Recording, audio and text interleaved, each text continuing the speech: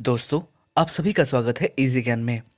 दोस्तों, आज की इस वीडियो में हम जेपीएससी पेपर 2 के लिए प्रैक्टिस सेट 15 को करेंगे, जो कि आने वाले जेपीएससी एग्जाम के लिए बहुत ही इंपॉर्टेंट है। दोस्तों, शुरू करने से पहले अगर आपने अभी तक हमारे चैनल को सब्सक्राइब नहीं किया है तो प्लीज़ कर लें। दोस्तों, अभी स्थिति उतनी अच्छी नहीं है, हो सके तो घर पे रहें।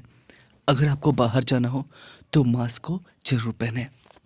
तो दोस्तों, आइए शुरू करते हैं। पहला सवाल है, नागवंशी राजा को किसने महाराजा पद प्रदान किया था? नागवंशी राजा को किसने महाराजा पद प्रदान किया था?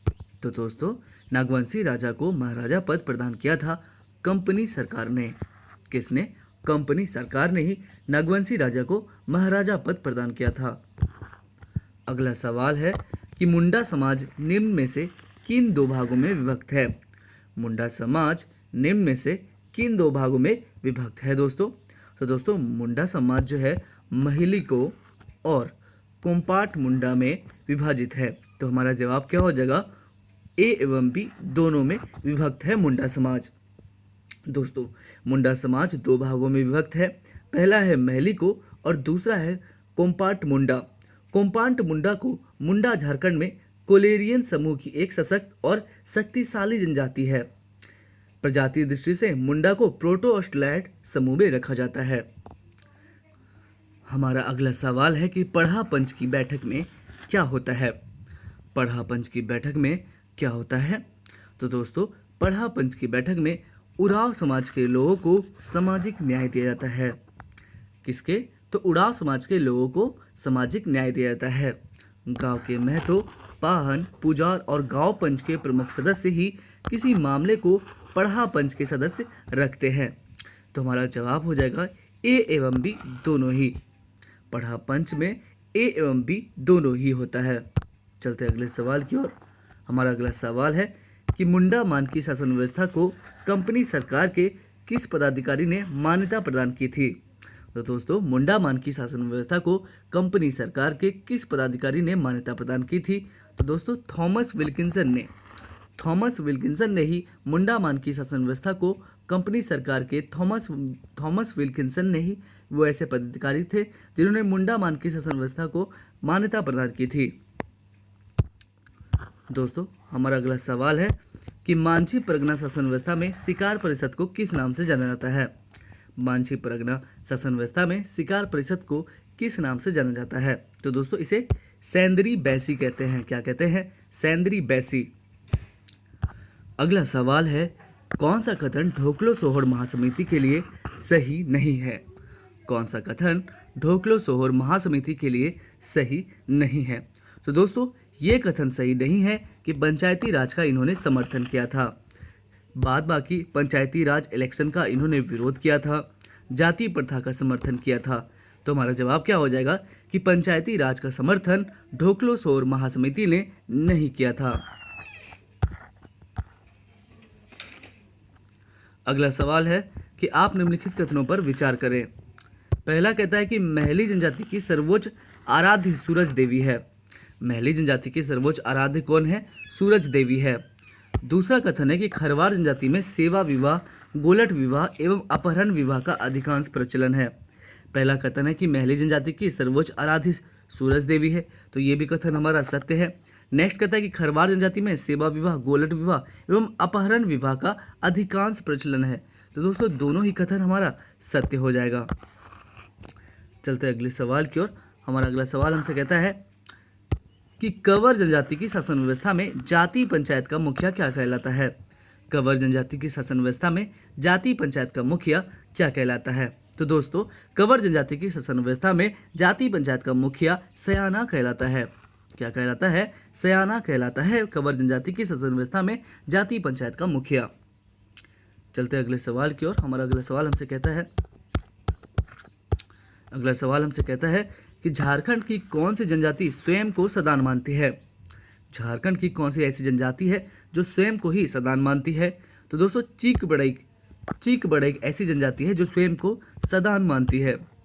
अगला सवाल है कि निम्न में से किस आंदोलन के दौरान टाना भक्तों ने ब्रिटिश सरकार को भूमि कर देना बंद कर दिया था?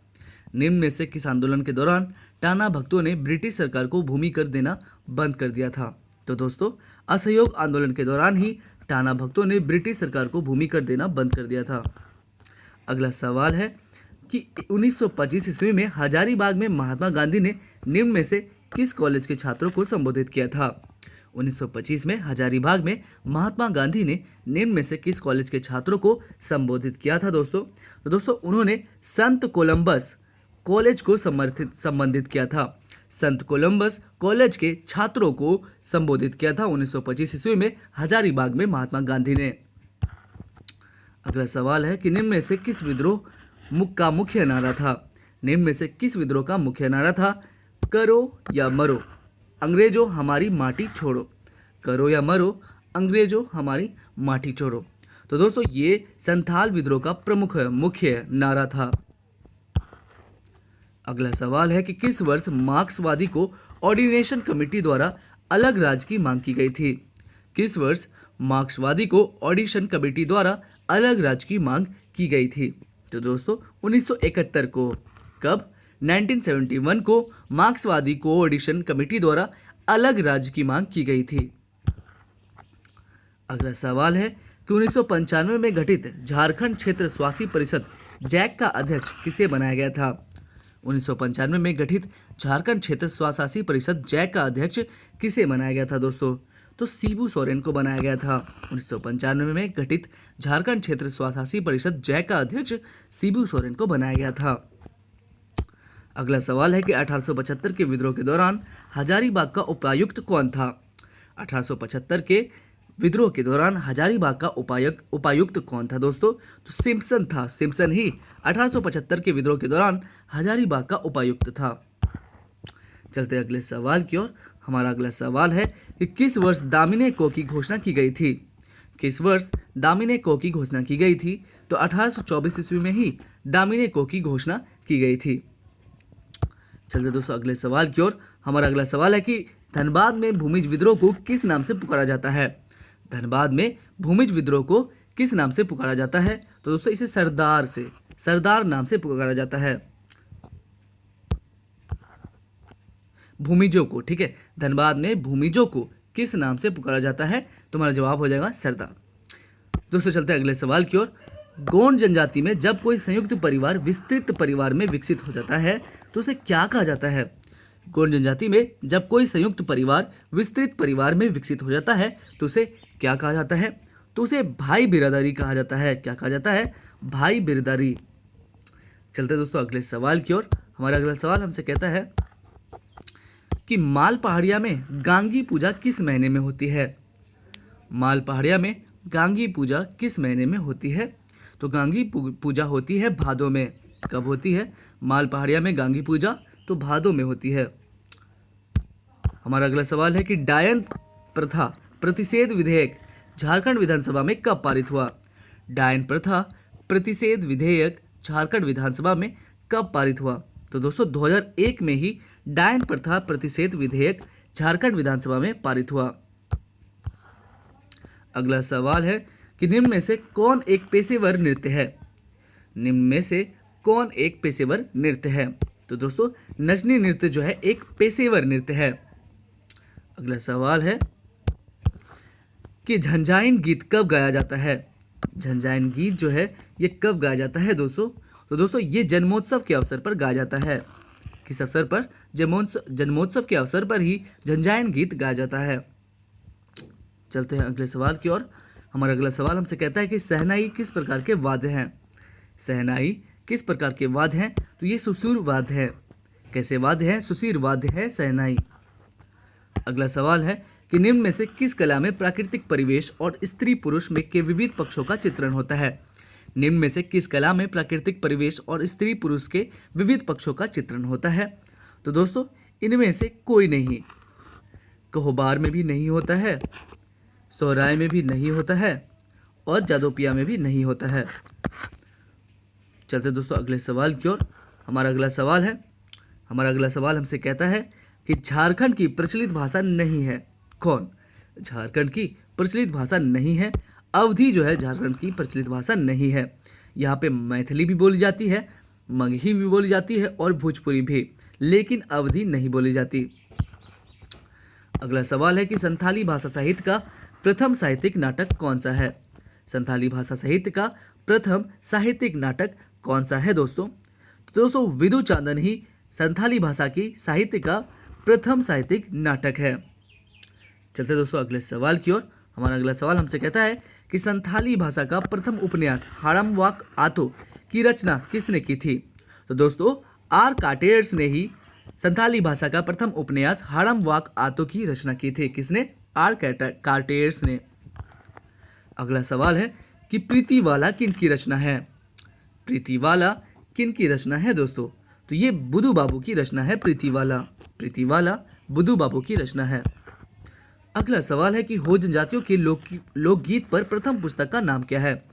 हो जनजाति के लोकगीत पर प्रथम पुस्तक का नाम क्या है दोस्तों। तो प्रथम पुस्तक का नाम है folklore of the Kolhan. Folklore of the Kolhan ही हो जनजातियों के लोकगीत पर प्रथम पुस्तक है। अगला सवाल है कि मांदर बज उठा नाटक के नाटककार कौन है। मांदर बज उठा नाटक के नाटककार कौन है दोस्तों। तो दोस्तों अनिदिता ही मांदर बज उठा नाटक के नाटककार हैं। अगला सवाल है किस वर्ष रांची में डिग्री कॉलेज की स्थापना की गई थी। किस वर्ष रांची में डिग्री कॉलेज की स्थापना की गई थी।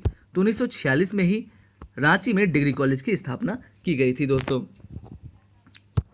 दोस्तों हमारा अगला सवाल है कि झारखंड का एक मातृ केंद्रीय विश्वविद्यालय किस जिले में है। दोस्तों झारखंड का एक मातृ केंद्रीय विश्वविद्यालय ये रांची जिले में है। किस जिले में है? रांची जिले में। चलते दोस्तों अगले सवाल की ओर। हमारा अगला सवाल हमसे कहता है कि कुष्ठ रोग अनुसंधान केंद्र किस जिले में स्थापित है।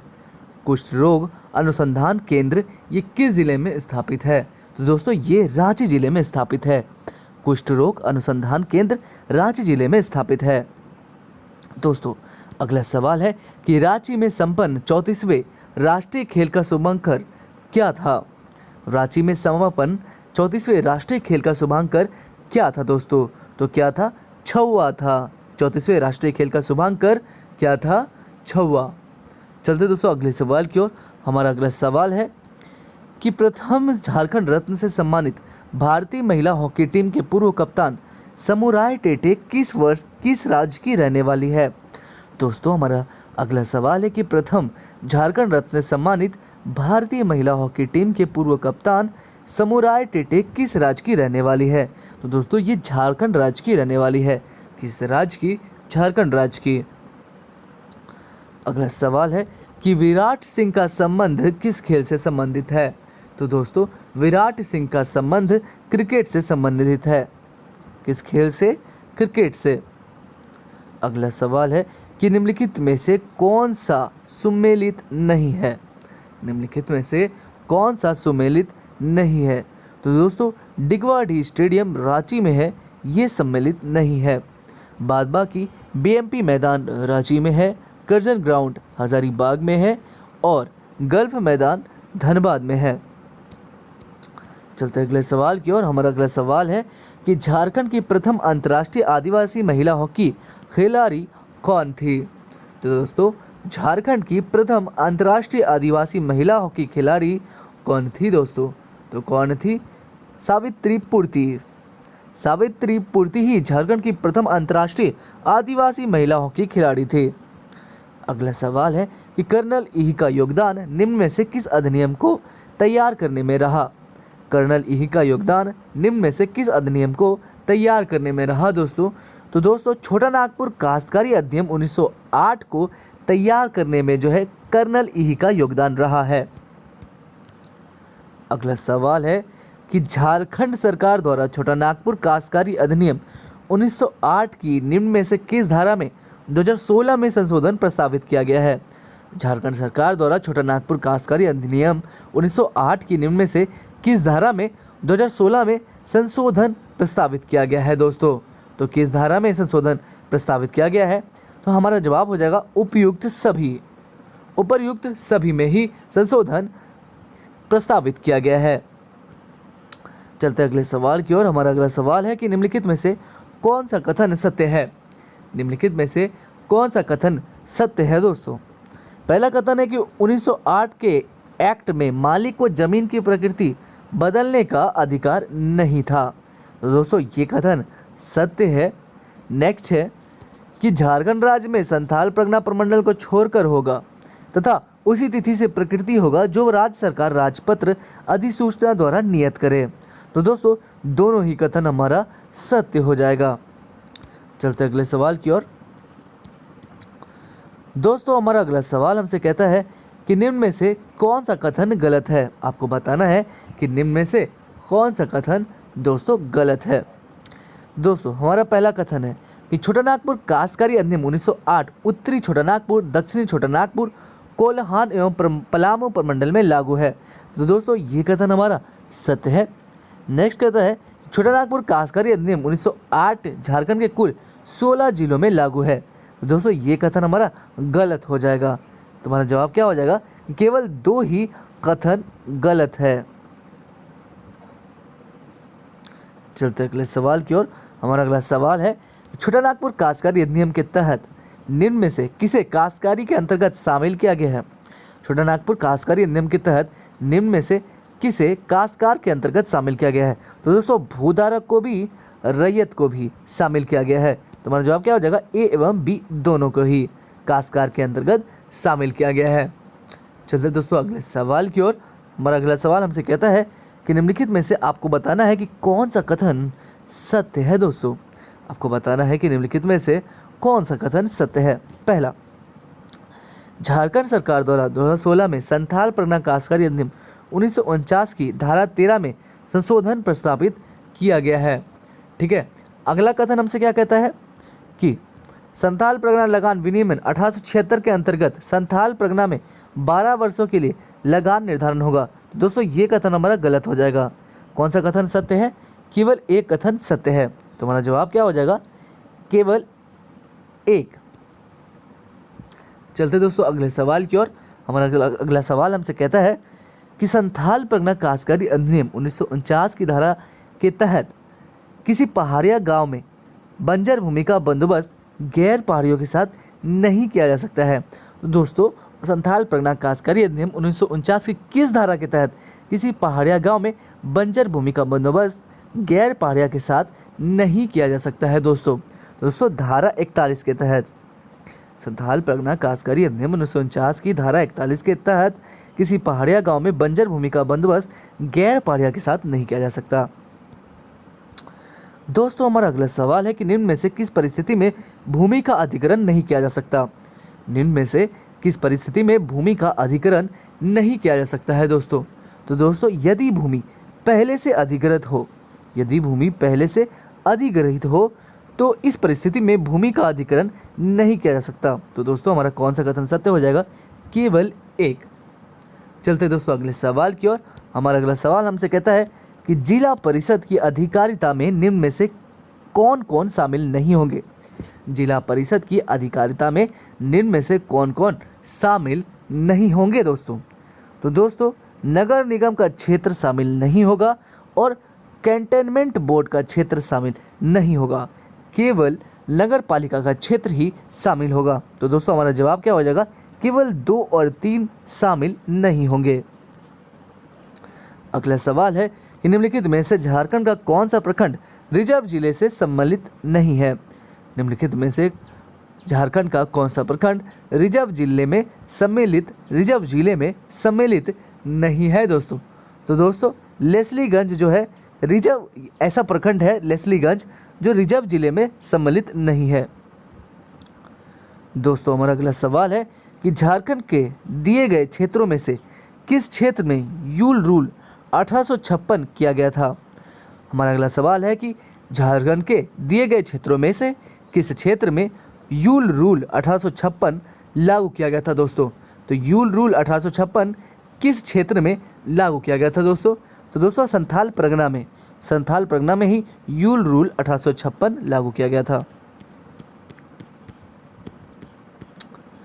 दोस्तों हमारा अगला सवाल हमसे कहता है कि जमींदारी व्यवस्था में ब्रिटिश भारत के कुल क्षेत्रफल का कितना प्रतिशत भाग सम्मिलित था। तो दोस्तों जमींदारी व्यवस्था में ब्रिटिश भारत के कुल क्षेत्रफल का कितना प्रतिशत भाग सम्मिलित था। तो दोस्तों 19% भाग सम्मिलित था। अगला सवाल है कि झारखंड की सबसे नूतन भौतिक संरचना है क्या? झारखंड की सबसे नूतन भौतिक संरचना है किसकी? तो दोस्तों राजमहल ट्रैप की। किसकी? राजमहल ट्रैप की ही झारखंड की सबसे नूतन भौतिक संरचना है। अगला सवाल है झारखंड में औसत वार्षिक वर्ष होती है कितने सेंटीमीटर? झारखंड में औसत वार्षिक वर्षा होती है झारखंड में औसत वार्षिक वर्षा होती है कितनी सेंटीमीटर? तो दोस्तों 140 सेंटीमीटर झारखंड में औसत वार्षिक वर्षा होती है। अगला सवाल है कि गुमरो एवं एरो किसकी सहायक नदी है? गुमरो एवं एरो किसकी सहायक नदी है दोस्तों? ये ब्राह्मणी नदी की सहायक नदी है गुमरो एवं एरो। अगला सवाल है कि मसानजोर डैम का निर्माण किस सरकार की सहायता से की गई है? मसानजोर डैम का निर्माण किस सरकार की सहायता से की गई है दोस्तों? तो दोस्तों कनाडा सरकार की सहायता से की गई है। अगला सवाल है कि हिरनी जलप्रपात किस नदी पर स्थित है? दोस्तों हिरनी जलप्रपात गरहा नदी पर स्थित है। किस नदी पर? गरहा नदी पर स्थित है हिरनी जलप्रपात। चलते हैं अगले सवाल की ओर। हमारा अगला सवाल हमसे कहता है कि आपको बताना है कि महुआ वृक्ष के संदर्भ में निम्नलिखित कथनों पर आपको विचार करना है और बताना है कि कौन सा कथन सत्य है। दोस्तों पहला कथन कि यह झारखंड का सर्वप्रधान वृक्ष है। दोस्तों ये कथन बिल्कुल सत्य है। नेक्स्ट कहता है कि दरवाजों एवं खंभों हेतु इसकी लकड़ी उपयोगी मानी जाती है। तो दोस्तों ये भी कथन हमारा सत्य है। तो दोस्तों हमारा जवाब क्या हो जाएगा? केवल 1 एवं 2 दोनों ही। अगला सवाल है कि राजमहल की पहाड़ियों में प्रधानता वाली मिट्टी है क्या? राजमहल की पहाड़ियों में प्रधानता वाली मिट्टी क्या है दोस्तों? तो दोस्तों काली मिट्टी ही राजमहल की पहाड़ियों में प्रधानता वाली मिट्टी है। चलते अगले सवाल की ओर। हमारा अगला सवाल हमसे कहता है कि झारखंड में अरहर का मुख्य उत्पादक जिला कौन सा है? झारखंड में अरहर का मुख्य उत्पादक जिला कौन सा है दोस्तों? तो पलामू ही झारखंड में अरहर का मुख्य उत्पादक जिला है। दोस्तों हमारा अगला सवाल है कि पुनासी एवं औरंगा जलाशय परियोजना की शुरुआत कब हुई थी? पुनासी एवं औरंगा जलाशय परियोजना की शुरुआत हुई थी किस पंचवर्षीय योजना के दौरान? तो दोस्तों 7वीं पंचवर्षीय योजना के दौरान पुनासी एवं औरंगा जलाशय परियोजना की शुरुआत हुई थी। दोस्तों अगला सवाल है कि आपको निम्नलिखित कथनों पर विचार करना है। पहला कथन झारखंड राज्य में स्थानीय कृषि का नाम खल्लू कृषि है। अगला है कि अगहनी फसल जून जुलाई में फसल बोई जाती है तथा अक्टूबर नवंबर तक काट ली जाती है। तो दोस्तों आपको बताना है कि कौन सा कथन सत्य है। तो दोनों ही कथन हमारे सत्य हैं। दोस्तों हमारा अगला सवाल है कि राज्य मंत्रिपरिषद की बैठक की अध्यक्षता कौन करता है? राज्य मंत्रिपरिषद की बैठक की अध्यक्षता करता है मुख्यमंत्री। अगला सवाल है कि झारखंड में कितने राज्य विधान निर्वाचन क्षेत्र है? झारखंड में कितने राज्य विधान निर्वाचन क्षेत्र हैं दोस्तों? तो दोस्तों झारखंड में 81 राज्य विधान निर्वाचन क्षेत्र है। कितने? 81। चलते अगले सवाल की ओर। अगला सवाल है कि झारखंड लोक सेवा आयोग के सदस्यों की संख्या कौन नियत करता है? तो दोस्तों कौन नियत करता है? राज्यपाल। राज्यपाल ही झारखंड लोक सेवा आयोग के सदस्यों की संख्या को नियत करता है। अगला सवाल है कि झारखंड का 23वां जिला किसे बनाया गया था? झारखंड का 23वां जिला बनाया गया था खूंटी को। किसे? खूंटी को बनाया गया था। चलते दोस्तों अगले सवाल की ओर। हमारा अगला सवाल है झारखंड में अब तक कुल कितने बार राष्ट्रपति शासन लागू किया गया है? झारखंड में अब तक कुल कितने बार राष्ट्रपति शासन लागू किया गया है? तो झारखंड में 3 बार राष्ट्रपति शासन लागू किया गया था। कितने बार? 3 बार जो है अब तक कुल राष्ट्रपति शासन लागू किया गया है झारखंड में। चलते दोस्तों अगले सवाल की ओर। हमारा अगला सवाल हमसे कहता है कि रोशनी योजना 2013 में आरंभ हुई। रोशनी योजना है ये 2013 में आरंभ हुई, जिसमें झारखंड के कितने जिलों को शामिल किया गया था? जिसमें झारखंड के कितने जिलों को शामिल किया गया था? तो 6 जिलों को शामिल किया गया था। कितने जिलों को? रोशनी योजना 2013 में आरंभ हुई थी, जिसमें झारखंड के कितने जिलों को शामिल किया गया था? तो 6 जिलों को। अगला सवाल है कि मुख्यमंत्री तीर्थ दर्शन योजना के तहत प्रत्येक माह कितने लाभुकों को तीर्थ कराया जाएगा दोस्तों? तो कितने लाभुकों को? 1000 लाभुकों को जो है हर एक माह, प्रत्येक माह तीर्थ दर्शन योजना के तहत प्रत्येक माह 1000 लाभुकों को तीर्थ कराया जाएगा। दोस्तों हमारा अगला सवाल है कि निकेल के निष्कर्षण के लिए झारखंड के किस स्थान में देश की पहली परियोजना चलाई जा रही है। निकेल के निष्कर्षण के लिए झारखंड के किस स्थान में देश की पहली परियोजना चलाई जा रही है दोस्तों देश की पहली परियोजना जो है ये चलाई जा रही है घाटशिला में। ठीक है, कहाँ पर? घाटशिला में ही निकेल के निष्कर्षण के लिए झारखंड के घाटशिला में देश की पहली परियोजना चलाई जा रही है। दोस्तों हमारा अगला सवाल है कि जन वन योजना के तहत लाभुकों को डैश पर वृक्ष लगाने की प्रेरणा दी जाएगी। जन वन योजना के तहत लाभुकों को डैश पर वृक्ष लगाने की प्रेरणा दी जाएगी दोस्तों। तो खेतों की मेड़ पर, किस पर? खेतों की मेड़ पर वृक्ष लगाने की प्रेरणा दी जाएगी जन वन योजना के तहत लाभुकों को। चलते हैं अगले सवाल की ओर दोस्तों हमारा अगला सवाल है कि निम्नलिखित कथनों पर आप विचार करें। पहला, कि झारखंड की जलवायु सागौन के वृक्ष के लाभदायक नहीं है। दोस्तों ये कथन हमारा सत्य है। नेक्स्ट है कि केंद्र वृक्ष की पत्तियों से बीड़ी एवं तंबाकू के मिश्रण तैयार किया जाता है। दोस्तों ये भी कथन हमारा क्या होगा? सत्य होगा। तुम्हारा जवाब क्या हो जाएगा? केवल 1 एवं 2 कथन सत्य है। चलते अगले सवाल की ओर। हमारा अगला सवाल हमसे कहता है कि निम्नलिखित कथनों में आपको बताना है कि कौन सा कथन सत्य है। निम्नलिखित कथनों में आपको बताना है कि निम्नलिखित में से कौन सा कथन सत्य है। पहला है कि झारखंड में सभी प्रकार के औद्योगिक आधारभूत संरचना के विकास के लिए JIDCO नोडल एजेंसी है। झारखंड के सभी प्रकार के औद्योगिक आधारभूत संरचना के विकास के लिए JIDCO नोडल एजेंसी है।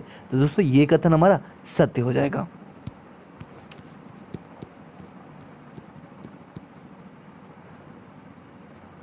चलते दोस्तों अगले सवाल की ओर।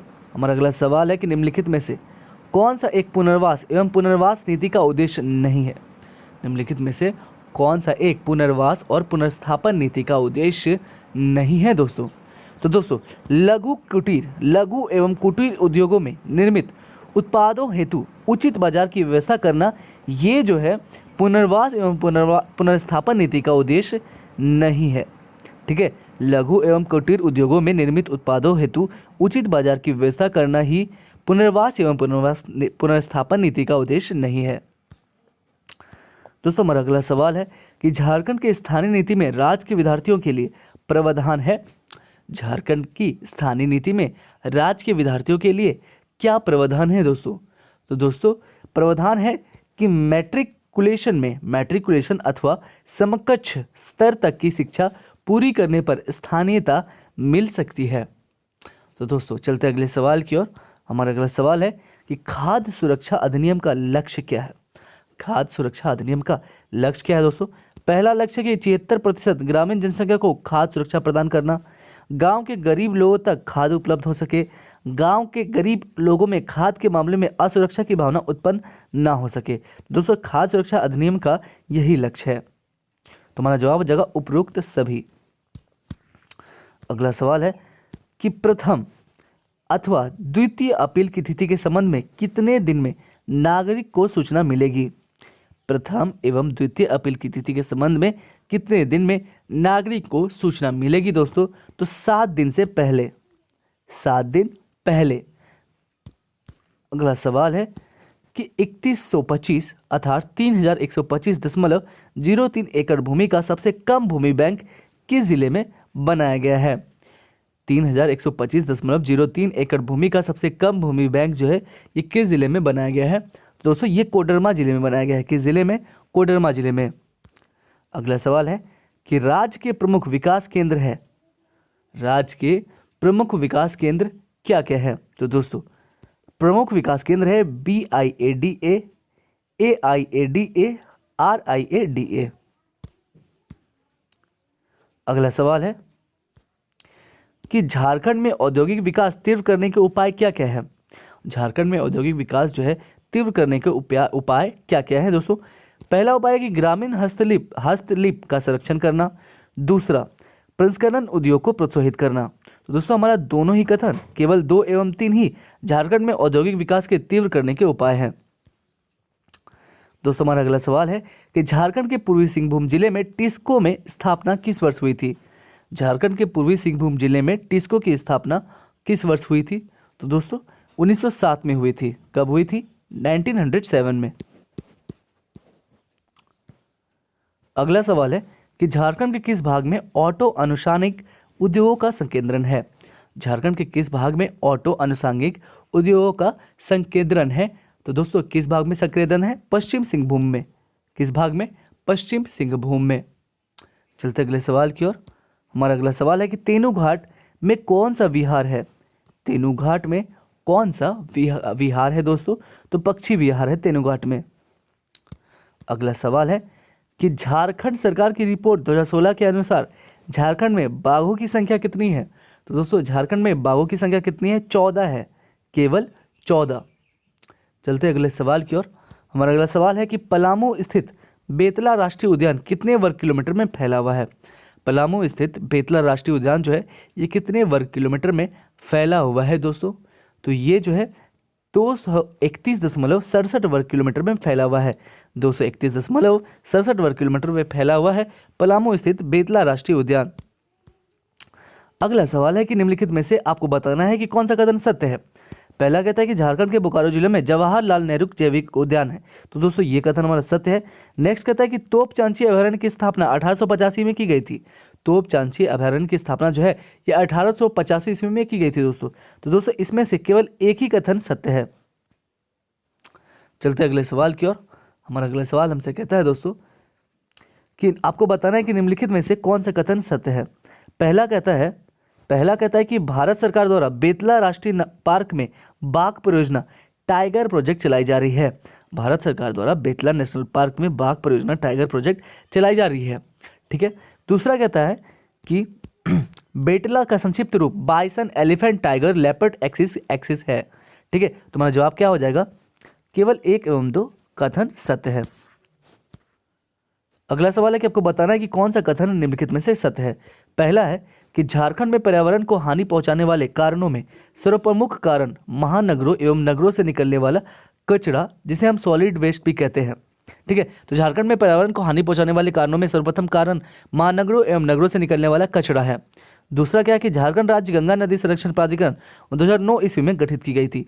दोस्तों कौन से कथन आपको बताना है कि इसमें सत्य है? तो दोनों ही कथन हमारे सत्य हैं। अगला सवाल है कि पर्यावरण पर्यटन नीति 2015 के क्रियान्वयन के लिए झारखंड सरकार का कौन सा विभाग को नोडल विभाग बनाया गया है। पर्यावरण पर्यटन नीति 2015 के क्रियान्वयन के लिए झारखंड सरकार का कौन सा विभाग को नोडल विभाग बनाया गया है दोस्तों? वन विभाग को नोडल विभाग बनाया गया है। किस विभाग को? वन विभाग को। चलते दोस्तों अगले सवाल की ओर। हमारा अगला सवाल हमसे कहता है कि वह स्थान जहां भौम जल स्तर तथा धरातल का प्रतिच्छेदन होकर जल बाहर निकलने लगता है क्या कहलाता है? वह स्थान जहां भौम जल स्तर तथा धरातल का प्रतिच्छेदन होकर जल बाहर निकलने लगता है उसे हम क्या कहते हैं दोस्तों? तो उसे हम कहते हैं गर्म जलकुंड। क्या कहते हैं? गर्म जलकुंड। वह स्थान जहां भौम जल स्तर तथा धरातल का प्रतिच्छेदन होकर जल बाहर निकलने लगता है उसे हम गर्म जलकुंड कहते हैं। अगला सवाल हमसे कहता है कि भूकंप संवेदनशीलता की दृष्टि से झारखंड राज्य को किस जोन में रखा जा सकता है? भूकंप संवेदनशील की दृष्टि से झारखंड राज्य को किस जोन में रखा जा सकता है दोस्तों? तो किस जोन में? उपरोक्त सभी जोन में। कौन कौन से जोन में?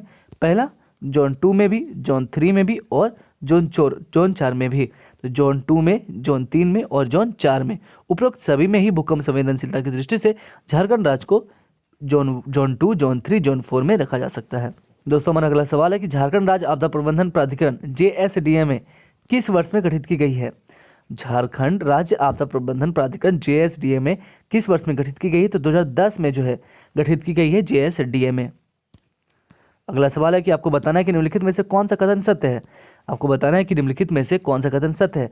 पहला कहता है कि झारखंड में मानव निर्मित आपदा को पूर्णतः समाप्त नहीं किया जा सकता है, परंतु इसे नियंत्रण जरूर कर सकते हैं। तो दोस्तों ये कथन हमारा सत्य है। नेक्स्ट कहता है कि राष्ट्रीय आपदा प्रबंधन 2016 से लागू किया गया है। तो दोस्तों ये भी कथन हमारा सत्य है। दोनों ही कथन सत्य है। तो हमारा जवाब क्या हो जाएगा? केवल 1 एवं 2 कथन सत्य है। चलते अगले सवाल की ओर। अगला सवाल कहता है कि झारखंड के प्रथम निर्दलीय मुख्यमंत्री बनने का श्रेय किसे प्राप्त है? झारखंड में प्रथम निर्दलीय मुख्यमंत्री बनने का श्रेय किसे प्राप्त है दोस्तों? तो किसे प्राप्त है? मधु कोड़ा को। किसे? मधु कोड़ा को ही झारखंड के प्रथम निर्दलीय मुख्यमंत्री बनने का श्रेय प्राप्त है। चलते अगले सवाल की ओर। हमारा अगला सवाल हमसे कहता है कि झारखंड के किस शहर को शहीदों का नगर कहा जाता है? झारखंड के किस शहर को शहीदों का नगर कहा जाता है? तो रांची शहर को जो है शहीदों का नगर कहा जाता है। चलते अगले सवाल की ओर। हमारा अगला सवाल हमसे कहता है कि रांची विश्वविद्यालय में कौन सी नई भाषा का कोर्स शुरू किया गया है? रांची विश्वविद्यालय में कौन सी नई भाषा का कोर्स जो है शुरू किया गया है? तो जापानी नई भाषा का, जो जापानी है ये भाषा का कोर्स जो है ये शुरू किया गया है रांची विश्वविद्यालय में। अगला सवाल है कि झारखंड सरकार ने निम्नलिखित में से किस राज्य का 25वां जिला बनाने की घोषणा की है? झारखंड सरकार ने निम्नलिखित में से किस राज्य को किसे जो है राज्य का, किस जिले को या फिर किस स्थान को राज्य का 25वां जिला बनाने की घोषणा किया है दोस्तों? तो 25वां जिला किसे बनाने की घोषणा की गई है? चक्रधरपुर को। किसे? चक्रधरपुर को ही झारखंड सरकार ने 25वां जिला बनाने की घोषणा की है। अगला सवाल है कि हाल ही में अफगानिस्तान में आयोजित अंतर्राष्ट्रीय आमंत्रण एथलेटिक्स चैंपियनशिप में झारखंड के किस खिलाड़ी ने भारत की ओर से खेलते हुए स्वर्ण पदक जीता था दोस्तों? तो किसने स्वर्ण पदक जीता था? फ्लोरेंस बारला ने। किसने? फ्लोरेंस बारला ने जीता था स्वर्ण पदक। अगला सवाल है कि 26वें Nehru cup hockey tournament under 17 में झारखंड को कौन सा पदक प्राप्त हुआ था? 26वें Nehru cup hockey tournament under 17 में, अंडर 17 में झारखंड को कौन सा पदक जो है प्राप्त हुआ था दोस्तों? तो कौन सा पदक प्राप्त हुआ था? स्वर्ण पदक प्राप्त हुआ था। अगला सवाल है कि झारखंड सरकार ने राज्य के पत्रकारों को झारखंड पत्रकार सम्मान पेंशन योजना नियमावली 2019 के तहत कितने रुपए प्रतिमाह पेंशन देने की घोषणा की है? झारखंड सरकार ने राज्य के पत्रकारों को झारखंड पत्रकार सम्मान पेंशन नियमावली 2019 के तहत कितने रुपए प्रतिमाह पेंशन देने की घोषणा की है दोस्तों? कितने रुपए प्रतिमाह? तो 7500 रुपये प्रतिमाह। अगला सवाल है कि चंद्रयान 2 मिशन हेतु प्रयुक्त मोबाइल लॉन्चिया पैड निम्न में से किस संस्थान द्वारा निर्मित किया गया है? चंद्रयान 2 मिशन हेतु प्रयुक्त मोबाइल लॉन्चिया पैड निम्न में से किस संस्थान द्वारा निर्मित किया गया है दोस्तों? तो किस संस्थान द्वारा? HEC के द्वारा। अगला और आखिरी सवाल है कि 38वां राष्ट्रीय खेल किस राज्य में प्रस्तावित है? 38वां राष्ट्रीय खेल जो है ये किस राज्य में प्रस्तावित है दोस्तों? तो दोस्तों ये उत्तराखंड राज्य में प्रस्तावित है। किस राज्य में? उत्तराखंड राज्य में।